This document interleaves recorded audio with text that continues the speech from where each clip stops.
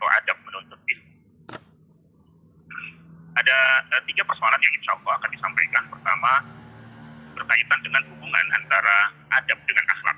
Kemudian kita akan membicarakan tentang kepribadian peserta atau pencari ilmu, dan yang ketiga adalah adab kepada guru. Ya. Baik, kita mulai dari persoalan yang pertama, yaitu hubungan antara adab dengan akhlak. Ya. Bagaimana hubungan adab dengan akhlak itu terjadi? Ya, tentu saja ini berhubungan dengan satu proses yang disebut dengan pendidikan. Dan kita tahu bahwa banyak diksi tentang apa itu pendidikan. Di dalam khazanah Islam secara umum ataupun khazanah pendidikan Islam secara khusus, kita mengenal ada beberapa diksi, ada beberapa istilah. Terkadang disebut sebagai ta'lim dalam arti memberikan pengetahuan. Terkadang disebut dengan tazkiyah dalam arti proses penyucian jiwa. Terkadang juga disebut sebagai tarbiyah, dan terkadang juga disebut sebagai takdir. Ya. Nah, Muhammad Naqib Al-Attas adalah pemikir kontemporer yang banyak dirujuk ketika beliau mereformasi sebuah konsep pendidikan itu dengan istilah yang disebut dengan takdir. Dan kita tahu bahwa dari tahun 1971 Al-Attas itu gencar mempopulerkan istilah ini sebagai, dan sehingga diharapkan pendidikan itu menunaikan apa yang menjadi tugasnya, bukan hanya sekedar melakukan transformasi pengetahuan terhadap peserta didik, tetapi juga di dalam menanamkan ya nilai-nilai adab atau nilai-nilai keislaman itu di dalam peserta didik. Oleh karena itu, beliau menyebut bahwa yang disebut dengan pendidikan itu adalah proses penanaman sesuatu ke dalam diri manusia. Jadi proses penanaman sesuatu ke dalam diri manusia. Ini definisi yang simpel, tetapi ya, dalam bahasa ilmu mantik disebut dengan ya definisi yang jami' mani'. Jami' itu artinya merangkum seluruh persoalan yang menjadi bagian dari hakikatnya. Mani' berarti mencegah dari masuknya sebuah konsep yang tidak berhubungan dengannya. Nah, dilihat dari definisinya ini ada tiga ya penggal kata yang menjadi penting. Pertama adalah tentang proses penanaman. Apa yang disebut dengan proses penanaman ini adalah metode dan sistem. Ya, jadi metode dan sistem pendidikan yang dilakukan secara bertahap. Pendidikan memang selalu bertahap karena mustahil proses pendidikan itu dilakukan secara sekaligus, sekali jadi. Ya, itu sebabnya salah satu dari makna tarbiyah adalah at-tadarruj. Ya, saya tadi menyebutkan bahwa saya menyarankan ibu kalau ingin memahami bagaimana konsep pendidikan di dalam Islam itu ya, bisa ditangkap secara utuh dan otentik, itu merujuk pada sebuah buku yang ditulis oleh Abdurrahman An-Nakhlawi. Judulnya adalah Usulut Tarbiyah Al-Islamiyah. Kitab ini sudah diterjemahkan ke dalam bahasa Indonesia dan dengan judul yang sama, yaitu Usulut Tarbiyah Al-Islamiyah. Beliau membahas bahwa salah satu dari makna tarbiyah itu adalah tadarruj. Ya, itu adalah bertahap. Meskipun tentu saja ada tiga makna lain dari apa yang disebut dengan tarbiyah itu. Nah, dalam hal ini adalah metode dan sistem pendidikan. Artinya tidak cukup bahwa guru itu hanya bermodalkan pengetahuan. Orang yang memiliki pengetahuan yang luas dan mendalam belum tentu dia cocok menjadi guru ketika dia tidak memiliki kompetensi sebagai pendidik. Dan kompetensi sebagai pendidik itu diantaranya adalah bagaimana dia memiliki keterampilan pedagogis, dan ini banyak berhubungan dengan soal metode. Jadi bagaimana suatu konsep itu bisa ditanamkan sehingga benar-benar itu bisa diterima dengan utuh, kemudian diinternalisasikan di dalam diri peserta didik. Nah, ini adalah apa yang disebut oleh Al-Attas sebagai proses penanaman. Yang kedua adalah sesuatu. Apa yang disebut dengan sesuatu? Ya, ibu-ibu ini bukan macam ini ya, tetapi sesuatu dalam arti kandungan, konten yang menjadi persoalan yang ditanamkan itu. Apa yang ditanamkan itu? Yang ditanamkan itu adalah ilmu dan nilai. Saya menyebut di sini adalah ilmu atau nilai. Kenapa ilmu atau nilai? Ilmu dan nilai itu sebenarnya secara otentik tidak bisa dipisahkan. Karena ilmu itu sendiri adalah nilai. Ya, saya teringat dengan Syekh Muhammad Al-Ghazali ketika beliau mengomentari bagaimana kesenjangan yang terjadi dalam diri para elit terdidik dari umat ini atau umat ini secara umum. Bagaimana kesenjangan itu terjadi antara ilmu dengan akhlak. Beliau mengatakan, saya ingin mengembalikan epistemologi ilmu itu di dalam Islam ke dalam epistemologi Sokrates. Kenapa Sokrates? Karena Sokrates mengatakan al-ilmu fadilah. Ilmu itu artinya adalah keutamaan. Seseorang tidak bisa disebut sebagai seorang yang alim seandainya dia tidak memiliki akhlak yang terpuji. Ketika dia dapat mengimplementasikan ilmu yang dimilikinya itu ke dalam perilaku yang terpuji, barulah dia disebut sebagai seorang alim.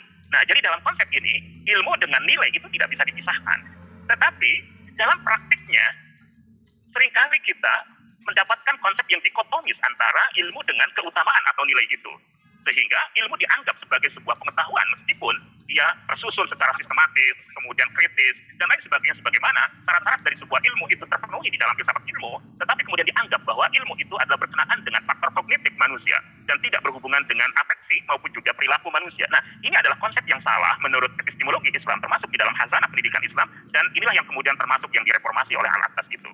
Ya, yang ketiga adalah diksi tentang diri manusia, bahwa yang menjadi subjek dan objek pendidikan itu tentu saja manusia. Pelaku pendidikan manusia, penerima pendidikan juga adalah manusia. Meskipun kita tahu bahwa ada proses-proses pendidikan yang dilakukan terhadap ya makhluk yang lain, seperti katakanlah anjing itu bisa dididik, bagaimana burung kata tua juga bisa diajari dan seterusnya, tetapi ya secara otentik bahwa subjek dan objek pendidikan itu adalah manusia.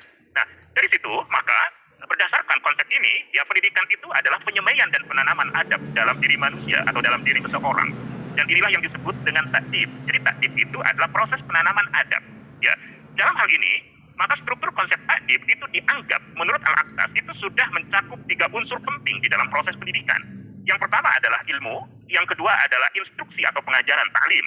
Ya, nah saya ingin memberikan catatan kaki di sini adalah bahwa taklim sebagai sebuah instruksi atau pengajaran ini menjadi penting di dalam konsep adab. Kenapa? Kita mengetahui bahwa di dalam bahasa Arab mengajar itu disebut dengan taklim. Tetapi kata taklim itu di dalam penggunaan bahasa Arab itu unik karena ketika seorang atasan menyampaikan arahannya, sesuatu yang harus dilakukan oleh bawahannya itu disebut sebagai taklimat.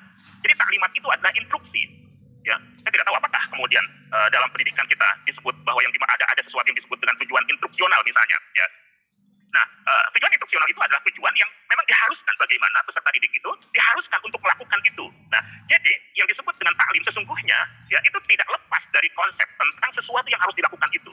Karena itu maka sampai pun misalnya seorang pemikir barat yang bernama Emil Durkheim misalnya itu pernah menyebutkan bahwa yang disebut dengan ilmu itu bukan hanya sekedar seseorang itu menjadi tahu ya tentang kebaikan, tetapi juga seseorang itu menjadi cinta dengan kebaikan itu. Ada nilai kebaikan di dalam sebuah konsep ilmu, termasuk juga bagaimana dia mencintai kebaikan itu sendiri, dan inilah yang disebut dengan taklim. Dan yang ketiga adalah juga mencakup apa yang disebut dengan tarbiyah sebagai sebuah pola pembinaan yang baik.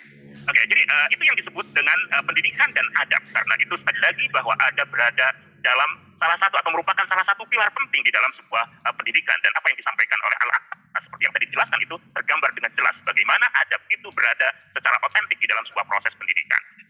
Pertanyaan kemudian adalah, jadi adab itu apa? Ya, adab itu apa? Kita mengenal bahwa di dalam kehidupan kita ini ada yang disebut dengan ya undah inggi, undak usuk. Ya. Mungkin cara-cara tertentu itu tidak secara eksplisit ya terdapat di dalam agama kita. Seperti bagaimana seorang anak ketika mau berjalan di hadapan orang tua sambil membungkukkan badan, tangan ke bawah dan mengatakan mohon maaf, mohon permisi, gitu kan. Mungkin secara eksplisit ya ini tidak ada ya disebutkan di dalam akhlak Islam misalnya. Meskipun tentu saja ini merupakan bagian dari ya memuliakan orang tua ya, memuliakan orang tua. Maksudnya adalah orang yang sudah tua. Nah, jadi ada persoalan-persoalan yang boleh jadi itu tidak secara eksplisit terwadahi dengan apa yang disebut dengan akhlak ya, tetapi ia sesungguhnya merupakan bagian yang otentik dari persoalan adab. Dalam pola komunikasi kita misalnya, ya, saya yakin bahwa di dalam bahasa lain selain bahasa Sunda juga ada persoalan-persoalan yang mirip seperti ini. Di dalam bahasa Sunda itu ada yang disebut dengan undak pusuk. Di dalam bahasa Jawa ada yang disebut dengan unggah tinggi. Ya, saya tidak tahu di dalam istilah-istilah itu di dalam bahasa-bahasa yang lain. Ya. Tetapi ini merupakan gambaran yang otentik tentang adab itu apa. Jadi ketika kita berbicara, maka meskipun makna yang akan kita sampaikan itu memiliki otentik benar, itu memiliki beberapa istilah, tetapi tidak setiap istilah itu benar disampaikan kepada setiap orang. Ya, dalam bahasa Sunda misalnya, mohon maaf saya cerita sekedar contoh saja. Ya, saya ingin makan. Ya, maka ketika makan itu, kata makan itu memiliki banyak makna, banyak dia bahasa, bisa dahar, bisa tuang, bisa neda, dan seterusnya. Semua itu maknanya adalah makan, tetapi tidak setiap kata itu cocok untuk disampaikan kepada setiap orang.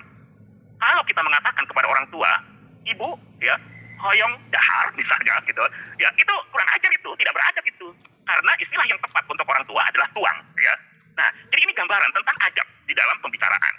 Nah, gambaran adab di dalam pembicaraan ini ketika satu istilah itu menjadi tidak beradab ketika disampaikan ya kepada pihak yang tidak tepat untuk mendapatkan kalimat itu, ini sebenarnya adalah gambaran tentang adab itu apa. Oleh karena itu, maka yang disebut dengan adab di dalam slide berikutnya adalah kemampuan untuk menempatkan diri secara tepat di dalam hierarki keberadaan. Ini istilah atau kalimat yang, mohon maaf ya, seperti filosofis ya. Jadi kemampuan untuk menempatkan diri secara tepat di dalam keberadaan. Apa yang disebut dengan keberadaan al-wujud? Al-wujud itu artinya adalah segala sesuatu yang ada yang menjadi pihak di mana kita melakukan komunikasi atau berhubungan dengannya. Dalam hal ini, kita bisa berhubungan atau kita berhubungan dengan Allah. Kita berhubungan dengan sesama manusia, termasuk dengan diri kita sendiri. Kita berhubungan dengan alam. Kita berhubungan dengan negeri akhirat. Dan kita berhubungan dengan kehidupan itu sendiri. Majid Arsan Kailani ini menarik ya, ibu-ibu kalau mau mengkaji tentang persoalan ini. Saya merekomendasikan sebuah buku yang ditulis oleh Majid Arsan Kailani, judulnya adalah Falsafah At-Tarbiyah Al-Islamiyah, filsafat pendidikan Islam. Ya, hanya saja problemnya saya tidak tahu apakah buku ini sudah diterjemahkan ke dalam bahasa Indonesia atau tidak. Tetapi konsepsi yang beliau sampaikan di dalam buku filsafat pendidikan Islam itu menarik dan bagi saya ini sangat inspiratif ya. Bagaimana adab ini bisa dirumuskan ke dalam struktur pendidikan kita, baik formal maupun informal, seperti bagaimana kita melakukan pendidikan secara pribadi ya terhadap diri kita. Jadi orang tidak bisa disebut beradab kalau dia tidak memiliki atau tidak dapat memposisikan dirinya secara tepat ketika dia berhubungan dengan Allah. Bagaimana posisi yang tepat ketika kita berhubungan dengan Allah adalah ubudiyah. Karena kita adalah hamba bagi Allah. Karena itu maka seluruh persoalan yang merupakan keniscayaan terjadi pada diri seorang hamba terhadap Tuannya, terhadap Rabbnya, yaitu Allah Subhanahu wa Ta'ala. Inilah yang harus dilakukan dan dengan tentu saja cara-cara yang dikehendaki oleh dia sendiri.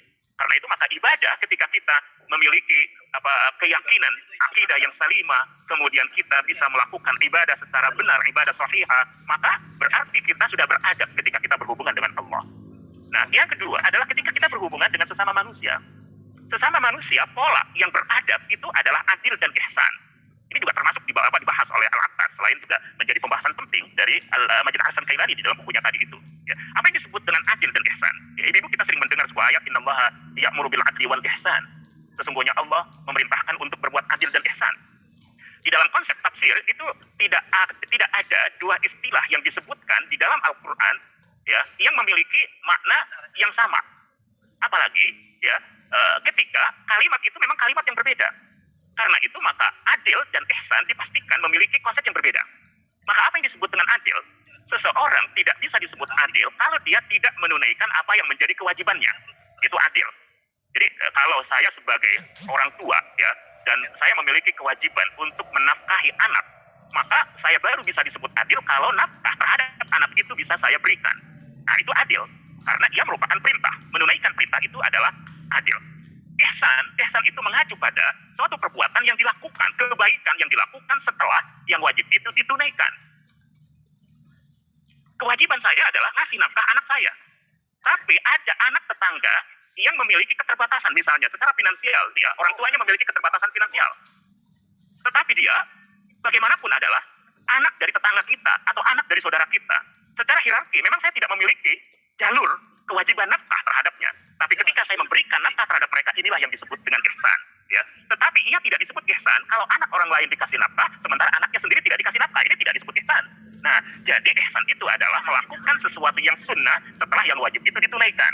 Oke. Nah, konsep tentang adil dan ihsan ini perlu kita kaji karena ini merupakan konsep yang sangat besar ya. Dan ini menjadi satu pola yang adil ketika kita berhubungan dengan sesama manusia, termasuk dengan diri kita sendiri. Yang ketiga adalah ketika kita berhubungan dengan alam.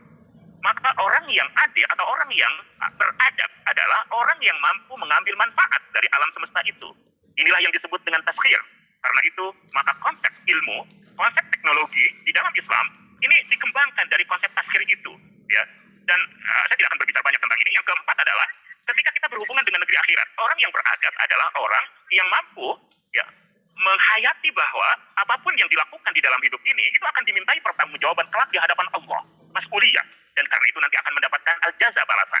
Jadi orang yang beradab adalah orang yang menghayati tentang tanggung jawab ini. Tanggung jawab inilah yang akan membuat seseorang itu mampu menjalani kehidupan ini dengan benar sesuai dengan konsep atau ajaran yang sudah dituangkan di dalam agama kita.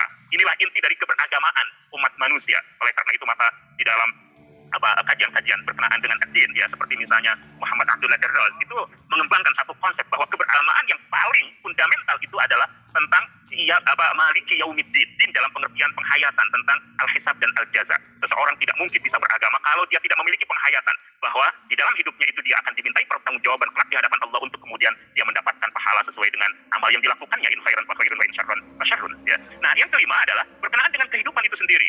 Bagaimana kehidupan itu disikapi, intinya adalah penyikapan yang beradab terhadap kehidupan ini, meskipun tentu saja banyak nilai-nilai akhlak atau adab yang harus dimiliki oleh umat manusia di dalam menyikapi kehidupan ini, tetapi intinya adalah sabar dan syukur. Ya, inilah yang digambarkan oleh Rasulullah Shallallahu Alaihi Wasallam, ajaban li amril mu'min, inna amrahu kullahu khairun wa laysa dzaka li ahadin illa lil mu'minin. In asabahu sarra'u syakar fakana khairan lah, wa in asabathu dharra'u sabar fakana khairan lah. Nah, jadi ini adalah inti atau keberadaan yang menjadi pihak-pihak terkait di dalam kehidupan manusia yang harus disikapi secara tepat, ya. Dan oleh karena itu maka seseorang bisa beradab kalau dia mampu menempatkan dirinya itu secara tepat di dalam hierarki keberadaan, khususnya berkenaan dengan pihak-pihak yang menjadi bagian dari kehidupannya itu, ya. Baik ya, jadi itu yang disebut dengan adab. Karena itu sekali lagi adab itu adalah kemampuan untuk menempatkan diri secara tepat di dalam hierarki keberadaan. Apa yang tadi saya contohkan tentang undak usuk bahasa, unggah tinggi, ya ini menjadi cerminan dari konsep adab itu di dalam kehidupan praktis manusia. Bagaimana adab dalam konteks ilmu? Ya, pada slide berikutnya, ini Bu, ya, ada hierarki ilmu berdasarkan tingkat keluhuran dan kemuliaannya. Jangan salah di dalam persoalan ini. Saya pernah dulu bertanya kepada seorang mahasiswa, berkenaan atau berdiskusi tentang persoalan ini dengan seorang mahasiswa. Dia mengatakan betul itu, bahwa ilmu itu bertingkat-tingkat, ya, bertingkat-tingkat. Buktinya dia bilang, saya dulu itu S1-nya arsitek, ya. S1 saya arsitek. Ternyata arsitek itu rumit, jauh lebih rumit dibandingkan dengan ilmu pendidikan, dia bilang gitu. Jadi dia anggap bahwa keluhuran ilmu itu dilihat dari kerumitannya, ya. Karena itu dia mengatakan bahwa orang pendidikan itu belum tentu ya dia bisa menguasai keilmuan arsitektur. Tapi orang lulusan arsitektur itu bisa saja dengan mudah menguasai keilmuan pendidikan, dia mengatakan begitu. Oke, jadi ini sekedar contoh saja ya bahwa ya ada ya hierarki ilmu itu dan jangan salah di dalam memahami hierarki ilmu itu, ya. Nah, jadi dalam konteks adab, hierarki ilmu itu didasarkan atas kriteria tingkat keluhuran dan kemuliaannya. Ilmu dari wahyu ya itu lebih luhur dan lebih mulia daripada ilmu berdasarkan akal. Ini konsep yang saya ambil dari Al-Attas, ya. Jadi maksudnya apa? Maksudnya adalah bahwa ada ilmu pengetahuan yang diderivat, diturunkan dari wahyu, ya. Seperti misalnya ilmu tentang akidah atau ilmu tentang tauhid, ilmu tentang ibadah, ilmu tentang akhlak, ya. Itu kan keilmuan yang merupakan turunan dari wahyu. Orang tidak bisa merumuskan konsep-konsep itu. Bagaimana orang itu bisa merumuskan tentang rububiyah atau konsep rububiyah Allah? Itu kan tidak mungkin itu. Secerdas apapun manusia, itu tidak bisa merumuskan keilmuan itu. Akal manusia hanya berperan untuk memahami ya wahyu yang diturunkan Allah itu. Tapi ada keilmuan yang merupakan turunan dari pengetahuan-pengetahuan indrawi. Apa yang berhubungan dengan alam semesta misalnya, meskipun itu kita anggap cukup rumit dan boleh jadi dianggap itu mendatangkan manfaat-manfaat dunia yang jauh lebih besar ketimbang keilmuan yang diperoleh dari wahyu, ya, tetapi bagaimanapun itu adalah keilmuan yang bersifat tentatif. Kenapa bersifat tentatif? Karena ia diambil dari pengalaman-pengalaman indrawi manusia, ya, dari pengalaman-pengalaman indrawi manusia. Ketika pendengaran berfungsi, kemudian penglihatan berfungsi, sesuai dengan keterbatasannya, maka kemudian akan melahirkan ilmu pengetahuan. Ilmu pengetahuan ini terus berakumulasi sehingga terus mengalami penyempurnaan. Tetapi sesempurna apapun pengetahuan yang diterima dari panca indera manusia dirumuskan oleh akal itu adalah dalam batas-batas kemanusiaan manusia. Oleh karena itu maka konsep tentang keilmuan di dalam persoalan ini adalah bagaimanapun keilmuan itu bersifat tentatif sehingga ya bisa saja sesuatu yang dianggap merupakan kebenaran hari ini esok hari tidak lagi dianggap sebagai kebenaran. Nah, jadi ini adalah ilmu yang berdasarkan akal. Ya, ilmu yang berisi petunjuk kehidupan lebih mulia daripada ilmu yang dipakai dalam kehidupan itu. Keilmuan ya di dalam agama kita itu kan memandu kehidupan. Bagaimana manusia misalnya itu harus menjalani hidup ini. Manusia harus bisa melakukan kasab misalnya. Sehingga ketika Rasulullah SAW berjabat tangan dengan seorang sahabat dan didapati bahwa tangannya itu cukup kasar karena dia bekerja keras, Nabi SAW menyebutkan bahwa kedua tangan ini tidak akan disentuh oleh api neraka. Kenapa? Karena kedua tangan ini itu dipergunakan untuk selalu berusaha kasab. Siapa yang kasab melakukan pencarian terhadap karunia Allah di siang harinya, man asbaha kalan amsa maghfuran. Nanti sore hari itu akan diampuni oleh Allah Subhanahu wa taala. Nah, jadi ini adalah ilmu yang memandu kehidupan, ya. Tetapi bagaimana kasab ilmu tentang kasab itu sendiri? Bagaimana misalnya pengetahuan berkenaan dengan digital marketing, dengan coding dan lain sebagainya, ini satu contoh. Ya ini adalah ilmu yang berhubungan dengan ya atau ilmu yang dipakai dalam kehidupan itu. Nah, jadi ilmu yang berisi petunjuk tentang kehidupan itu lebih mulia daripada ilmu yang dipakai di dalam kehidupan. Itu yang dimaksud. Nah, ada terhadap ilmu akan menghasilkan cara yang tepat dan benar dalam belajar dan penerapan berbagai bidang sains. Nah, ini ada terhadap ilmu. Ada terhadap ilmu akan melahirkan cara yang tepat dan benar dalam belajar. Sehingga ketika seseorang tadi itu sudah memiliki keterampilan untuk menempatkan dirinya secara tepat di dalam hierarki keberadaan, dan karena itu dia bisa berhubungan dengan guru, ya, bisa menempatkan ilmu pengetahuan sesuai dengan hierarki nilai dan kemuliaannya, pada akhirnya dia akan memiliki kemampuan untuk bisa melipat gandakan, ya, pengetahuan yang bisa diperolehnya, sehingga orang yang beradab bisa jauh lebih kaya ilmunya ketimbang orang yang tidak beradab. Itulah sebabnya nanti kita akan diskusikan bagaimana Allah Subhanahu wa taala menyebutkan di dalam Al-Qur'an, "Walladzi ba'atsa fil ummiyina rasulan minhum yatlu 'alaihim ayatihi wa yuzakkihim wa yu'allimuhumul kitaba wal hikmah." Kata-kata tazkiyah itu, ya, itu dikedepankan, meskipun ada yang mengedepankan taklim daripada tazkiyah, tetapi banyak yang mengedepankan tazkiyah daripada taklim, ya. Mudah-mudahan nanti bisa kita diskusikan. Ini sekedar contoh saja, ya. Karena itu maka hormat terhadap ulama, sarjana dan guru adalah salah satu pengejauhan tahan adab terhadap ilmu. Orang yang bisa menghargai ulama, menghargai ahli-ahli ilmu, khususnya menghargai guru, ini akan membuat dia mendapatkan atau melakukan atau dia telah mengejawantahkan bagaimana dia mengimplementasikan, ya, adab itu terhadap ilmu, dan karena itu akan berdampak sekali lagi terhadap pelipat gandaan pengetahuan yang bisa diterimanya ketimbang ketika proses pengajaran atau pendidikan itu tidak dibingkai oleh adab. Nah, yang terakhir adalah tujuan pencarian ilmu dan pendidikan adalah kebahagiaan di dunia dan akhirat, dan tentu saja bukan hanya persoalan tentang dunia, ya. Dan ini juga berhubungan dengan persoalan bagaimana kita bisa menghayati dan mengamalkan ilmu itu, ya. Baik, lanjut, ya. Nah, antara ilmu itu adalah adab dalam konteks ilmu. Nah, sekarang kita berbicara tentang akhlak, ya. Bagaimana kemudian ilmu itu berhubungan dengan akhlak? Nah, ilmu bukan hanya soal pengetahuan, bukan hanya soal kognisi. Meskipun tentu saja bahwa pengetahuan ini penting. Tidak ada orang yang mengatakan bahwa pengetahuan itu tidak penting, ya. Nah, tapi ingat bahwa ilmu itu bukan hanya aspek itu saja. Sebagian tadi sudah saya jelaskan. Sampai pun ilmu yang diperoleh dari kenabian tidak cukup hanya diperolehnya saja. Jadi, baik ilmu yang diperoleh lewat panca indera maupun ilmu yang diperoleh lewat kenabian atau wahyu itu tidak cukup hanya diketahui. Sebuah gambaran saya begini, ya, Imam Al-Ghazali, ya, itu memberikan penjelasan tentang bagaimana ilmu itu menjadi ilmu yang bermanfaat. Ada seorang dokter atau ada seorang pasien datang ke dokter, didiagnosa penyakitnya, kemudian dikasih resepnya. Kemudian pasien itu membawa resep itu ke rumahnya. Dia tahu bahwa penyakitnya itu, ya, harus diobati dengan obat-obat yang diberikan oleh sang dokter. Tetapi apa artinya pengetahuan itu seandainya dia simpan resep itu di dalam laci atau di dalam dompetnya, dan dia tidak berangkat ke apotek untuk membeli dan memakan obat atau minum obat itu? Pengetahuan itu tidak ada artinya untuk kesembuhan dari penyakit yang sedang dideritanya. Jadi itu adalah ilmu, ya, menjadi tidak banyak gunanya. Ingat, tidak banyak, ya, gunanya seandainya dia tidak mengamalkannya. Demikian juga ilmu yang diperoleh lewat kenabian. Rasul memberikan wawasan kepada kita, pengetahuan tentang bagaimana surga itu bisa diperoleh. Dia hafal ayat, dia hafal banyak hadis tentang bagaimana cara mendapatkan surga dan bagaimana dia terhindar dari api neraka. Tetapi ayat-ayat dan hadis serta penjelasan para ulama itu tidak sedikit pun yang dia amalkan. Maka pengetahuan itu saja itu tidak membuatnya itu mendapatkan surga dan tidak pula menjadikannya terhindar dari api neraka. Nah, ini satu contoh, ya. Karena itu maka orang yang berilmu harus komitmen dengan nilai-nilai akhlak yang menjadi konsekuensi ilmu itu dan menjadikannya layak sebagai penerus jejak para nabi. Warasatul anbiya bukan hanya ditentukan oleh kepemilikannya terhadap hazanah wahyu, hazanah ilmu yang memang itu diwariskan oleh para nabi, tetapi para nabi juga mewariskan akhlakul karimah. Oleh karena itu maka ketika Rasulullah SAW ditanya, atau ketika Aisyah ditanya tentang bagaimana akhlak Rasulullah, Aisyah kemudian heran, loh, kok itu yang kalian tanyakan? Tidakkah kalian membaca Al-Quran? Karena khuluquhu Al-Quran, akhlaknya itu adalah Al-Quran. Oke, lanjut, ya.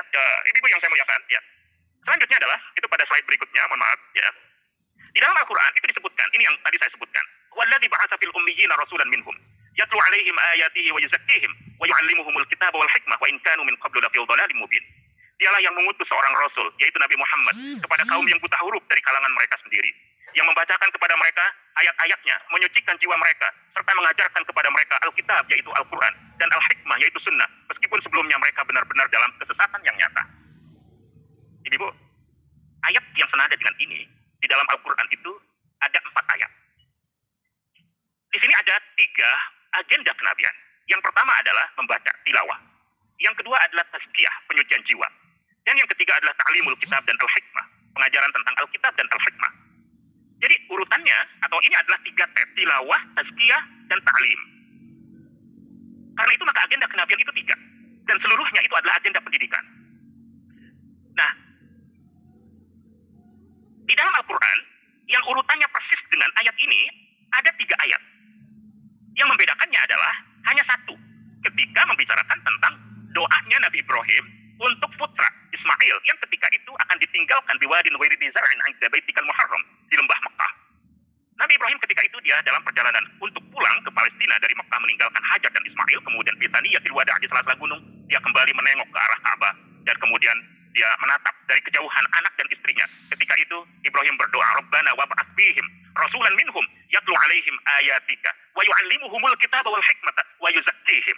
Nah, ya Allah, utuslah salah seorang di antara mereka, seorang rasul yang akan membacakan kepada mereka umatnya itu adalah ayat-ayatmu, mengajarkan kepada mereka, maksudnya umatnya adalah Alkitab dan Al-Hikmah, serta menyucikan jiwa mereka. Di dalam ayat ini, urutan 3T itu adalah tilawah, ta'lim, tazkiyah.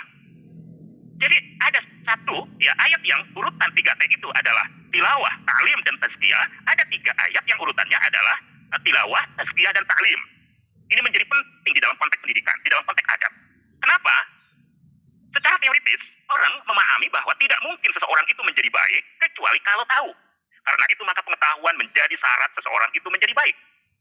Tapi dalam praktiknya, seseorang itu justru akan mendapatkan pelipat gandaan pengetahuan ketika dia telah menjadi orang baik, gitu. Ya, oleh karena itu maka 3 ayat yang urutannya adalah tilawah, tazkiyah, dan ta'lim itu semuanya membicarakan tentang ketika Nabi Muhammad itu sudah diturunkan oleh Allah sebagai utusan yang mengajarkan kepada mereka Alkitab dan Al-Hikmah itu. Sehingga praktiknya atau di dalam praktiknya bahwa tazkiyah itu penting dikedepankan daripada ilmu, daripada ta'lim. Itulah sebabnya kemudian muncul semacam adagium bahwa adab sebelum ilmu.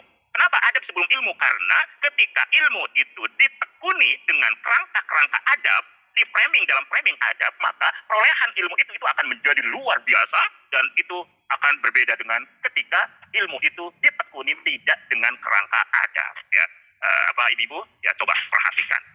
Saya senang membicarakan tentang persoalan ini. Bagaimana para sahabat itu seluruhnya belajar ilmu itu dalam kerangka adab, dalam kerangka adab. Bahwa dari jumlah para sahabat, ya, yang dididik oleh Rasulullah Shallallahu Alaihi Wasallam itu benar-benar mereka telah melakukan satu pekerjaan yang lebih dekat dengan sesuatu yang bisa disebut sebagai adi manusiawi di atas batas-batas kemampuan manusia. Kenapa? Karena kemampuan adab ini selain mereka benar-benar bisa mengusung, bisa memangku keilmuan di dalam agama ini, sehingga tidak ada sedikit pun keilmuan di dalam agama ini yang tumpah, tidak disampaikan kepada generasi berikutnya. Bisa dibayangkan Ibu, seandainya agama yang dibawa oleh Rasul diajarkan kepada para sahabat, itu ada yang tercecer, apakah kemudian kita bisa masuk surga? Nah, jadi ini persoalan yang sangat serius. Berarti ya bahwa para sahabat ini benar-benar telah mengampu seluruh keilmuan di dalam agama ini, sehingga tidak ada sedikit pun keilmuan agama ini yang tercecer. Tidak ayat, tidak hadis, tidak konsep pemahaman. Semuanya itu secara utuh telah dihantarkan oleh generasi sahabat kepada generasi tabi'in. Dan ini adalah bagian dari bagaimana Rasulullah Shallallahu Alaihi Wasallam telah berhasil ya untuk mendidik generasi sahabat itu sehingga menjadi generasi yang benar-benar berilmu dan memiliki adab-adab yang sesuai dengan apa yang diharapkan oleh Rasulullah Shallallahu Alaihi Wasallam untuk terjadi di antara sahabat-sahabat yang diunggulkannya. Ya, nah ini Bu ya pada slide berikutnya, coba kita perhatikan. Ya, apa itu yang disebut dengan akhlak? Ya, apa yang disebut dengan akhlak? Nih di dalam bahasa Arab, ya ada yang disebut dengan kholqun, ada yang disebut dengan khuluqun. Ya, dan ini bisa kita lihat dari doa yang biasa kita baca ketika kita sedang bercermin. Allahumma kama hasanta khalqi fa ahsin khuluqi.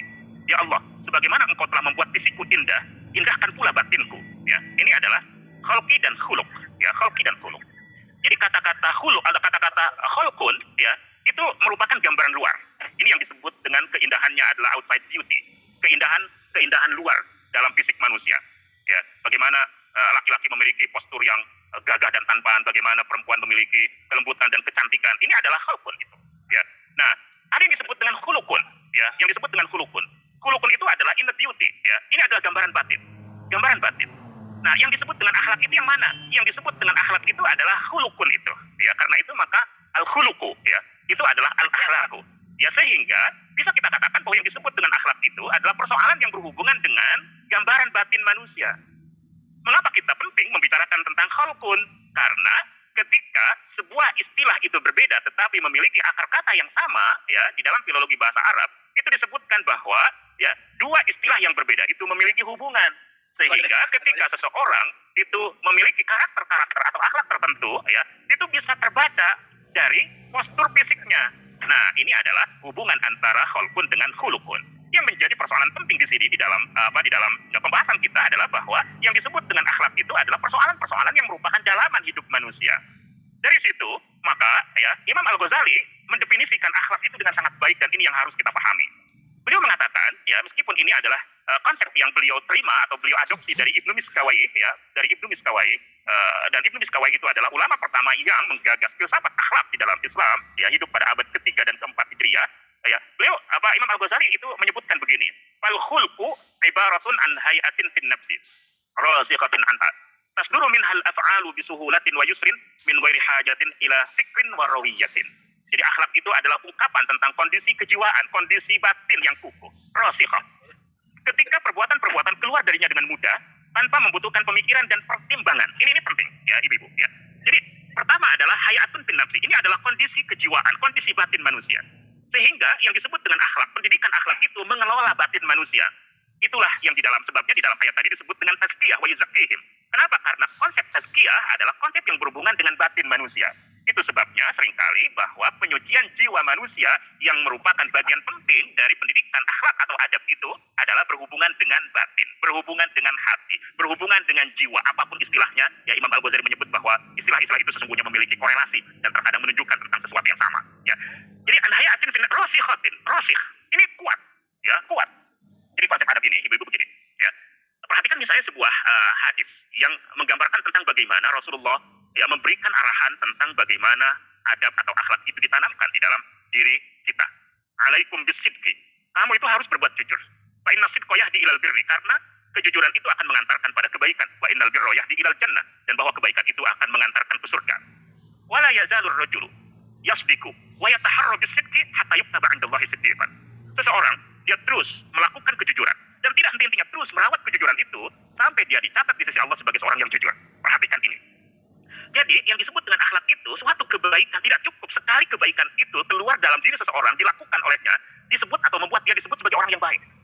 Orang ketika dia bersedekah, sekali dia bersedekah itu belum menjadi alasan bahwa dia itu adalah orang yang memiliki akhlak sedekah. Tapi ketika sedekah itu pertama kali dia memaksakan diri untuk mengeluarkan sedekah, terus berusaha meskipun dia dalam keadaan sulit dia bersedekah, sampai ketika suatu saat ada kesempatan untuk bersedekah dan dia keluarkan apa yang dia miliki atau sebagian dari apa yang dia miliki, maka inilah yang sudah disebut sebagai akhlak sedekah. Ketika itu perbuatan sedekah keluar dalam diri seseorang itu dengan mudah dan dia melakukannya tanpa membutuhkan pemikiran dan tanpa membutuhkan pertimbangan-pertimbangan yang jelimet, ya sesuai tentu saja dengan kapasitas yang dia miliki, ya. Nah, jadi ini yang disebut dengan akhlak, ya itu yang disebut dengan akhlak. Karena itu maka akhlak itu berhubungan dengan nilai-nilai, ya.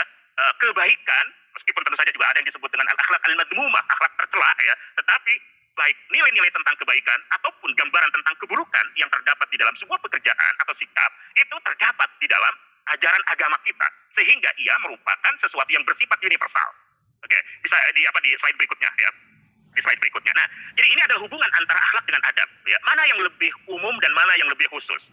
Jadi di antara akhlak dengan adab, yang lebih umum itu adalah adab, akhlak lebih khusus. Kenapa akhlak itu lebih khusus? Karena akhlak itu merupakan nilai-nilai yang universal. Jadi ketika kita di sini dilarang untuk berbohong, kita masuk berada di di Saudi Arabia, di Mesir maupun juga di Amerika, berbohong itu merupakan sikap yang tercela. Itu satu. Yang kedua adalah ia bersumber dari ajaran agama Islam. Apakah agama lain itu menjadi sumber akhlak? Ya, di sini khilaf, ya. Ada satu buku yang ditulis oleh Ali Izzat Bezovic, itu bagus, ya. Ali Izzat Bezovic itu adalah dulu ada seorang filsuf dari Bosnia Herzegovina, ya, yang pernah menjadi presiden di Bosnia setelah terjadinya pembantaian Muslim di Bosnia itu, ya. Beliau menulis satu buku, judulnya adalah Al-Islam wal Gharb, ya, Islam dan Barat, Islam and the West. Ya. Nah, beliau membahas tentang persoalan ini dengan sangat bagus.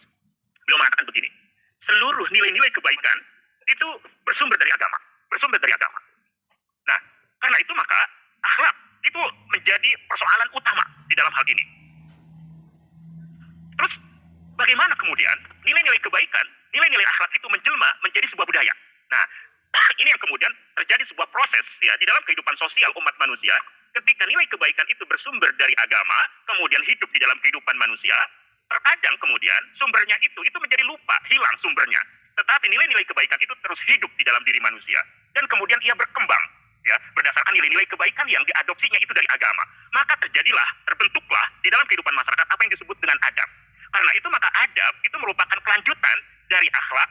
Orang yang tidak beradab, ya, itu bisa disebut tidak berakhlak, ya. Tetapi bahwa akhlak itu merupakan nilai-nilai universal dan karena itu berlaku untuk seluruh umat manusia, sementara adab boleh jadi sesungguhnya ia merupakan representasi dari sebuah kebudayaan tertentu.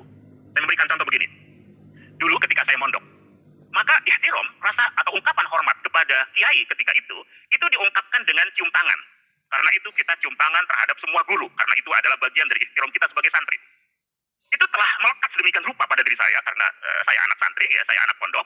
Ketika kemudian saya berangkat ke Mesir, ketemu dengan dosen, saya lakukan hal yang sama. Ternyata di situ tidak semua dosen itu suka dengan sikap seperti saya itu. Dan karena itu saya pernah itu dimarahin, ya. Pertama dikasih tahu bahwa itu adalah sikap yang tidak benar. Kemudian saya diajarkan bagaimana saya menghormatinya dengan cara yang menurut dia itu lebih dekat dengan ajaran agama ketimbang kemudian ada dilakukan dengan mencium tangan. Pemahaman seperti itu menurutnya itu lebih dekat dengan sikap kultus dan itu merupakan sikap yang dianggap berlebihan. Karena itu maka disuruh untuk berdiri tegak dan baru kemudian bersalaman. Tapi itu tidak mudah saya lakukan itu, sehingga ketika itu saya mempraktekkan lagi kepada dia, itu salah lagi gitu. Nah, jadi ini contoh ya, apakah cium tangan itu salah gitu kan. Nah, cium tangan itu adalah kultur, adalah kebudayaan. Ketika nilai akhlak yang nilai akhlak penghormatan terhadap guru itu kemudian diungkapkan di dalam sebuah ungkapan-ungkapan yang membudaya di dalam kultur kepesantrenan di negeri kita. Ya, sesuatu yang itu tidak terwujud, ya, bentuk seperti itu di dalam kehidupan di negara-negara muslim, di negara yang lain. Nah, inilah yang di Buddha disebut dengan adab, ya. Oke. Jadi itu adalah hubungan, ya, ibu-ibu, antara akhlak dengan adab, dan karena itu seringkali kita menyamakan, ya. Ketika menyamakan itu juga sesungguhnya tidak terlalu bermasalah karena ya bagaimanapun al-adatu muhakkamah, ya, di dalam kaidah fikih kita disebutkan bahwa tradisi selama itu merupakan tradisi yang baik, ya, dan karena itu al-urfu di dalam ilmu usul fikih itu dibagi dua. Yang pertama adalah al-urfu at-thayyib, ya, satu tradisi yang baik, yang kedua adalah al-urfu al-fasid, yaitu kebiasaan yang buruk. Ketika itu merupakan kebiasaan yang baik, maka ia diadopsi, dibenarkan, itu sebagai bagian dari persoalan agama kita. Disitulah kemudian tidak ada masalah bahwa adab itu kemudian menjadi sangat lekat dengan akhlak, sehingga nyaris orang menyebut bahwa orang yang tidak berakhlak itu adalah orang yang tidak beradab. Oke, baik, ya, ibu-ibu, ya, itu adalah hubungan antara akhlak dengan adab, ya. Moderator, bagaimana? Saya lanjutkan, bagaimana? Lanjut 10 menit. Lanjut. Berapa menit lagi? 10 menit. 10 menit lagi, oke. 10 menit lagi, ya. Itu ternyata pembicaraan tentang adab dan akhlak, mohon maaf, itu ternyata ada panjang, ya. Itu. Nah, 10 menit lagi, ya. Saya tidak tahu apakah bisa, makanya dari awal itu agak ragu, ya, apakah semua ini bisa disampaikan. Kalau saya menyampaikan secara sekilas itu takut tidak bisa ditangkap dengan baik, ya. Tapi ala kulli hal bahwa paling tidak materi ini sudah ada di tangan ibu-ibu semua, sehingga nanti bisa dibaca, bisa direfleksikan, ya. Kalau misalnya ada hal-hal yang perlu didiskusikan nanti boleh itu bisa kita diskusikan bersama, ya. Baik, ya. Persoalan yang kedua yang ingin saya sampaikan adalah berkenaan dengan kepribadian pencari ilmu, ya. Kepribadian pencari ilmu. Bagaimana kepribadian pencari ilmu, ya? Kenapa saya ungkapkan dengan kepribadian, ya? Sebab boleh jadi, ya, ini menjadi persoalan yang, ya, ada persoalan yang memang bagian dari ikhtiar manusia. Boleh jadi ada persoalan-persoalan yang itu sudah wahbi, ya, merupakan pemberian. Jadi ada kasbi, ada wahbi. Ada yang bisa kita upayakan, ada yang tidak bisa kita upayakan, ya. Tapi apa yang tidak bisa diupayakan dan apa yang bisa diupayakan pada akhirnya itu akan menjelma menjadi karakter di dalam diri seseorang, sehingga bisa disebut sebagai sebuah kepribadian. Pertama, yang harus dimiliki oleh seorang pencari ilmu atau penuntut ilmu itu adalah cerdas dan soleh, ya, cerdas dan soleh. Ada sebuah hadis yang bagus diriwayatkan oleh Imam Muslim, ya, teksnya bisa dibaca, ya. Terjemahannya itu adalah perumpamaan hidayah dan ilmu itu pada ya, baik, ya. Perumpamaan hidayah dan ilmu yang diwahyukan Allah kepadaku adalah seperti hujan yang menimpa tanah, ya. Jadi tanahnya itu adalah manusia, hujan itu adalah ilmu, ya. Jadi ilmu itu seperti hujan, manusia itu seperti tanah. Ada tanah yang subur sehingga menyerap air, lalu tumbuh rerumputan dan banyak tumbuh-tumbuhan. Ini adalah contoh dari satu tipe dari manusia, ya, bisa menyerap air dan kemudian menumbuhkan rerumputan. Ada tanah yang tandus tetapi dapat menampung air sehingga manusia mengambil manfaat darinya, lalu mereka minum dan memberi minum pada ternaknya, ya. Dia tidak menyerap tapi menampung, ya. Oke, yang ketiga adalah ada tanah seperti selokan yang tidak menahan air dan tidak pula menumbuhkan tumbuhan. Itu perumpamaan orang yang memahami agama Allah dan mengambil manfaat dari apa yang diwahyukan kepadamu sehingga mengetahui dan mengerjakan, serta perumpamaan orang yang tidak dapat mengangkat kepalanya, artinya dia tidak peduli dan tidak menerima hidayah yang diutuskan kepadaku. Ibu-ibu, dari hadis ini sebenarnya ini satu versi yang lebih simpel karena di dalam riwayat Ibnu Abdul Bar itu ada 4, ya, yang bisa menerima atau bisa menyerap dan menumbuhkan itu ada yang ketika dia serap itu kemudian tumbuh tumbuh-tumbuhan yang bisa berbuah sehingga manusia itu bisa mengambil manfaat dari buah yang dihasilkannya. Ada tanah yang kedua ini yang tidak disebutkan dalam riwayat Muslim ini adalah bisa menyerap, ya. Tetapi yang kemudian ditumbuhkannya adalah ilalang, rumput, gitu kan. Manusia memang tidak bisa makan dari rumput itu, tetapi hewan-hewan ternak itu bisa makan darinya. Jadi ini adalah semacam tingkatan, ya, dalam diri orang yang cerdas dan soleh itu. Oleh karena itu maka berdasarkan hadis ini pada slide berikutnya itu ada tiga tipe peserta didik, ya. Ada tiga tipe peserta didik. Pertama adalah tipe yang cerdas dan soleh, dan ini yang harus kita miliki sebisa mungkin. Cerdas itu serius belajar dan menghafal, ya, sehingga dicontohkan sebagai kemampuan untuk menyerap air hujan, ya. Soleh kemudian mengamalkan ilmu dan mengajarkannya. Nah, sehingga dia tumbuh, ya, amal-amal yang baik. Ya, inilah kesolehan. Ya, inilah kesolehan. Nah, kalau tadi dalam riwayat Muslim ini adalah digambarkan sebagai satu tingkat, yang penting adalah bahwa dia bisa menyerap, kemudian dia bisa menumbuhkan, melahirkan amal-amal soleh. Yang dalam riwayat Ibnu Abdul Bar tadi itu, dalam Jami' Bayanil Ilmi wa Fadli itu digambarkan dengan tingkatan berikutnya, yaitu dia memang bisa menyerap, tetapi kemampuan beramalnya itu tidak seberapa dibanding dengan orang yang memiliki kemampuan beramal yang luar biasa. Dan ini juga sesungguhnya kontekstual, karena dalam dunia pendidikan kita melihat ada orang yang selain dia pintar, dia juga memiliki akhlakul karimah luar biasa, ya. Ya, tetapi juga ada orang yang selain dia pintar atau dia pintar tetapi kemudian dia tidak memiliki kemampuan beramal seperti orang yang luar biasa tadi itu. Oke, jadi itu yang pertama adalah cerdas dan soleh. Kita harus menjadi bagian dari persoalan ini, ya, atau dari tipe ini. Ya, karena ini adalah tipe orang yang ketika belajar itu luar biasa, itu akan menghasilkan itu sesuatu yang luar biasa, ya. Dan biasanya orang yang berprestasi itu adalah orang tipe ini, ya. Orang tipe ini pengalaman di dalam dunia pendidikan kita biasanya, ya, orang yang itu berprestasi. Saya misalnya pernah itu melakukan pengklasifikasian antara anak-anak didik yang tahfidz dengan anak-anak didik yang tidak tahfidz atau tidak kemudian memiliki kompetensi untuk tahfidz. Rata-rata orang yang ikut akselerasi tahfidz Al-Quran itu dia memiliki tiga hal. Pertama, bahwa dia di sekolahnya, maksudnya adalah dalam pelajaran umumnya juga ini berprestasi, dan karena itu mereka umumnya adalah juara, ya, atau ranking atas. Yang kedua adalah bahwa mereka juga itu memiliki kemampuan untuk tahfidz yang bagus, ya. Itu adalah kemampuan untuk menyerap. Karena itu maka ketika dia mampu menyerap pelajaran-pelajaran yang, ya, sains, dia juga mampu menyerap pelajaran-pelajaran ilmu-ilmu keislaman dengan baik, termasuk di dalamnya adalah tahfidz Al-Quran. Yang ketiga, ternyata mereka juga memiliki pola perilaku yang bagus. Nah, jadi ini adalah contoh dari cerdas dan soleh itu. Yang kedua adalah tipe orang yang cerdas, tetapi tidak begitu soleh atau tidak dikategorikan sebagai orang yang soleh. Dia memang serius untuk belajar, dia serius untuk menghafal, ya. Dan ini juga menjadi bagian dari keunggulan sesungguhnya. Karena bagaimanapun kalau dalam gambaran hadis yang tadi itu, orang semacam ini bermanfaat luar biasa, ya. Dia bisa menampung pengetahuan, dia bisa menyerap ilmu pengetahuan dengan baik, ya. Dan apakah orang yang perilakunya itu tidak begitu bagus itu bisa bermanfaat? Ya, bisa bermanfaat, ya, bisa bermanfaat. Dia bisa memberikan ilmunya, ya. Orang kemudian mengambil manfaat dari ilmu yang dimilikinya. Oleh karena itu di dalam hadis yang diriwayatkan oleh Imam Ahmad itu mengatakan rubah hamil fikin, laisa bifaqih. Seringkali orang yang hamil fikin artinya adalah orang yang secara konsep, ya, atau dalam hafalannya dia banyak hafalan tapi tidak begitu paham dengan apa yang dihafalnya. Warubah hamil fikin ilaman huwa afqahu minhu. Dan betapa sering kali terjadi orang yang membawa sebuah konsep pengetahuan itu ternyata yang menerima itu jauh lebih pintar, jauh lebih faqih daripadanya. Nah, jadi ini adalah kefakihan itu bisa berhubungan dengan aspek kognitif manusia, tetapi juga bisa berhubungan dengan aspek afektif dan psikomotorik manusia. Oke. Nah, yang kemudian tidak boleh terjadi itu adalah tidak cerdas dan tidak saleh. Ya, sudah tidak serius untuk mencari ilmu dan tidak pula beramal soleh, ya. Jadi ini mirip dengan selokan di dalam hadis yang tadi. Hujan itu menimpa tanah, tapi dia tidak menyerap air itu, tidak pula kemudian dia tumbuhkan tumbuh-tumbuhan baik yang berguna untuk manusia maupun yang berguna untuk binatang ternaknya. Itulah sebabnya Imam Malik mengatakan jadilah seorang alim, pencari ilmu atau pendengar, tapi jangan jadi yang keempat karena ia menghancurkan, ya. Tidak alim, tidak pencari ilmu, tidak juga menjadi pendengar yang baik, ya. Oke, jadi itu adalah tiga tipe peserta didik, ya. Mana di antara kita ada di mana, ya, silahkan masing-masing itu, ya, bisa mengukur dirinya untuk kemudian berusaha untuk naik kelas atau naik ranking di kelas kita berikutnya. Nah, yang disebut dengan cerdas itu apa? Yang disebut dengan cerdas itu artinya adalah potensi intelektual, ya. Jadi saya ambil misalnya dari Al-Mu'jam Al-Kabir, ya.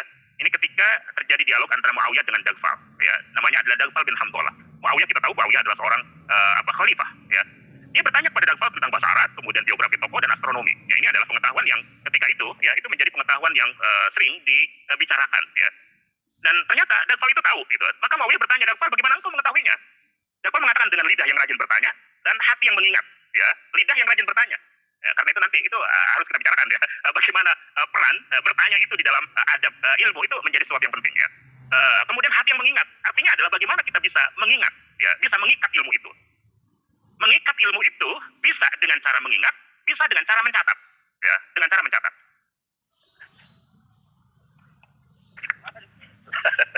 Mohon maaf sebentar. Assalamualaikum. Mati dulu, mohon maaf. Ya, jadi bisa ya dengan mencatat, bisa dengan mengingat. Ketika kita memiliki kemampuan daya ingat yang terbatas, maka harus mengoptimalkan pencatatan. Karena dengan pencatatan itulah kita bisa mengikat ya pengetahuan itu menjadi lebih kuat. Ya, satu contoh misalnya, ini unik ketika Abu Hurairah membandingkan dirinya dengan Abdullah bin Amr bin As. Ya, Abdullah bin Amr bin As. Jadi Al-Asbahani seorang tabi'in itu menceritakan bahwa Abu Hurairah mengatakan tidak ada orang yang perbendaharaan hadisnya itu lebih banyak ya dibandingkan dirinya kecuali Abdullah bin Amr bin As. Kita tahu bahwa Abu Hurairah itu adalah sahabat yang paling banyak meriwayatkan hadis. Tapi ya Abu Hurairah mengaku bahwa meskipun memang dia memiliki daya ingat yang kuat, tetapi dia tidak rajin mencatat, tidak seperti Abdullah bin Amr bin As. Abdullah bin Amr bin As itu selalu mencatat apa yang dia terima dari Rasulullah. Sampai suatu hari orang-orang kemudian melarang dia, apakah engkau mencatat setiap yang dikatakan oleh Rasulullah pada Rasul berbicara dalam keadaan suka dan dalam keadaan marah? Kemudian dia berhenti mencatat. Akhirnya dia datang kepada Rasulullah, wahai Rasulullah, aku mencatat setiap apa yang engkau sampaikan. Tapi orang-orang itu melarangku karena alasan bahwa engkau berbicara bisa dalam keadaan senang, bisa dalam keadaan marah. Dianggap bahwa ketika berbicara dalam keadaan marah itu adalah pembicaraan yang tidak benar. Maka Rasulullah kemudian mengangkat telunjuknya di mulutnya dan mengatakan, "Uktub, demi Allah, tidak keluar dari maksudnya lidah itu, lidah Rasulullah itu kecuali merupakan kebenaran meskipun itu dalam keadaan marah." Nah, jadi ini adalah contoh tentang bagaimana Abdullah bin Amr bin As itu mencatat ya, dan ini adalah merupakan bagian dari hati yang mengingat, sehingga antara kemampuan daya ingat dengan kemampuan tulis atau kemampuan seseorang itu mencatat itu bisa saling melengkapi. Dan seandainya Abu Hurairah itu rajin mencatat ya seperti Abdullah bin Amr bin As, niscaya itu akan luar biasa gitu kan. Tetapi meskipun Abu Hurairah itu tidak mencatat, tetapi karena memiliki kemampuan daya ingat yang bagus, akhirnya tetap saja menjadi Abu Hurairah yang merupakan sahabat paling banyak di dalam meriwayatkan hadis. Oke, ya karena penyakit ilmu itu adalah lupa, kata Daufal. Ya, penyakit ilmu itu lupa. Ya, Muawiyah mengatakan temui Yazid. Yazid itu maksudnya adalah anaknya, yaitu Yazid bin Muawiyah, ajari dia bahasa Arab, geografi, toko dan astronomi. Oke, jadi ini adalah cerdas, ya, potensi intelektual. Lanjut, ya. Kemudian yang kedua adalah tentang soleh, ya. Kesolehan itu adalah potensi afektif dan psikomotorik, ya. Ini menjadi penting, ya, di dalam proses pencarian ilmu. Mengapa? Karena akan lahir motivasi.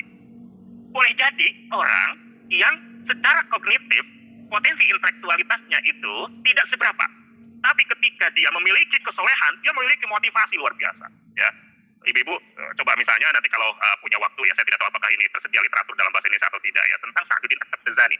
Saya senang menceritakan ini karena ini satu contoh, ya, bagaimana orang yang tidak memiliki potensi intelektualitas yang bagus, tapi kemudian dengan kesolehan yang ada dalam dirinya menjadi seorang intelek, seorang ulama yang sulit dikalahkan pada zamannya, atau sulit ditandingi maksud saya pada zamannya.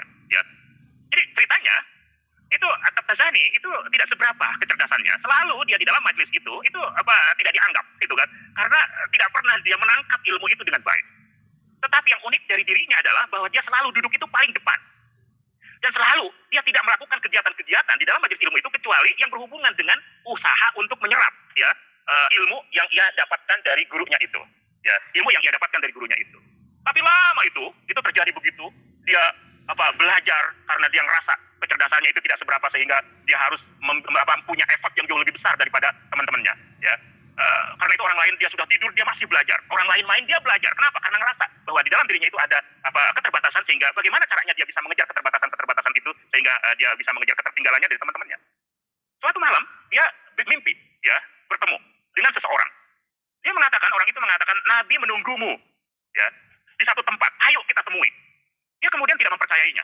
Dan dia mengatakan dalam mimpinya itu seperti sikap dia ketika dia dalam keadaan terbangun. Dia mengatakan, bagaimana mungkin saya melakukan satu kegiatan di luar belajar, saya belajar lebih rajin saja, tetap saja saya termasuk orang yang terbelakang. Dia tidak menemuinya. Kedua kalinya, ketiga kalinya, ini mimpi ini ketiga kalinya. Baru kemudian dia ikuti. Dia mengatakan, kamu sudah datang kepadaku 3 kali ini, ya. Mengatakan bahwa Nabi menungguku. Memang benar Nabi itu menungguku, dia bilang. Orang itu mengatakan, benar Nabi menunggumu. Maka kemudian pergilah, ini dalam mimpi ya, pergilah dia bersama orang yang menjemputnya itu, dan ternyata di satu tempat itu dalam mimpi itu ditemui ada Nabi Muhammad SAW. Nabi itu kemudian bertanya, ya, Sa'ad, maksudnya adalah Sa'duddin At-Tabazani ini, ya, Sa'ad, ya, saya sudah manggil kamu itu 3 kali. Kenapa baru engkau datang sekarang? Dia mengatakan, wahai Rasulullah, saya tidak yakin ketika 2 kali orang ini mengatakan bahwa engkau menungguku. Aku tidak yakin bahwa benar engkau menungguku. Aku sibuk dengan belajar karena aku merasa betapa aku bodoh dibandingkan dengan teman-temanku. Karena itu aku merasa tidak punya waktu untuk melakukan kegiatan-kegiatan yang lain. Sedemikian rupa, keseriusan itu dilihat oleh Nabi dalam mimpinya itu. Kemudian Nabi ada perasaan iba terhadap saat itu. Hingga pada akhirnya Nabi mengatakan, Sa'ad, buka mulutmu. Kemudian Nabi meludahkan sesuatu di mulutnya.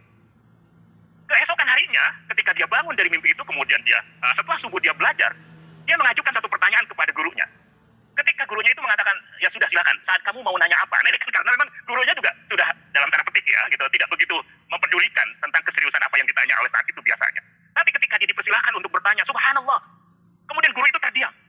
Dan kemudian guru bertanya, saat, apa yang terjadi dengan dirimu? Dia mengatakan, wahai guruku, memang apa yang terjadi dengan aku?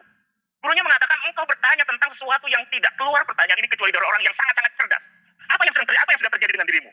Dan dari situlah ternyata dia menjadi seorang yang sangat cerdas, dan kecerdasannya itu tidak ditandingi oleh siapapun di antara murid-murid seangkatan dari Sa'duddin At-Tabtazani itu, dan itulah yang kemudian membuat Sa'ad itu menjadi seorang yang ulama besar yang sulit untuk ditandingi ketajaman berpikirnya, keluasan ilmunya dan seterusnya. Kenapa? Ini persoalan tentang kesolehan, melahirkan motivasi, kemudian pada akhirnya terjadi ya sesuatu yang bersifat karomah, ya merupakan pemberian dari Allah yang diperuntukkan bagi orang-orang yang memiliki kesungguhan, memiliki amal-amal baik, memiliki takarrubnya kepada Allah. Saya ingin mengatakan, siapa tahu ya bahwa kita juga seperti Sa'duddin At-Tabtazani itu, ketika aspek kognitif kita, kecerdasan kita biasa, tetapi ketika kita bisa membina kesolehan kita, pada akhirnya kesolehan ini akan mengupgrade ya kemampuan kognitif kita sehingga menjadi seorang yang yang cerdas ya, dan menjadi orang yang digambarkan sebagai tipe orang pertama itu ya. Nah ini motivasi ini Bapak penting sekali. Kemudian kecintaan ya, Emil Durkheim seperti yang tadi saya ceritakan ini menggambarkan tentang persoalan ini ya. Kemudian bagaimana niat, bagaimana tekad, dan inilah yang kemudian bisa menjadi sebab dari terjadinya keberlangsungan di dalam melakukan amal-amal soleh ya. Oke, selanjutnya adalah membersihkan hati. Ini yang kedua ya, ini yang kedua. Oke, mohon maaf ya. Mohon maaf, ini tadi jatah terakhir itu 10 menit ya gitu. Saya kembalikan ke moderator ini. Tafadhol silakan gitu. Ya. Kita bisa ngagendain next pertemuan kali ya Ustaz ya di dalam. Boleh ya. Ini karena baterai HP saya juga tinggal di bawah 30% lagi. Oh, iya. Di belakang ini nanti kita akan coba janjian lagi ya Ustaz. Kami lihat materinya sangat penting dan menjadi framing untuk kami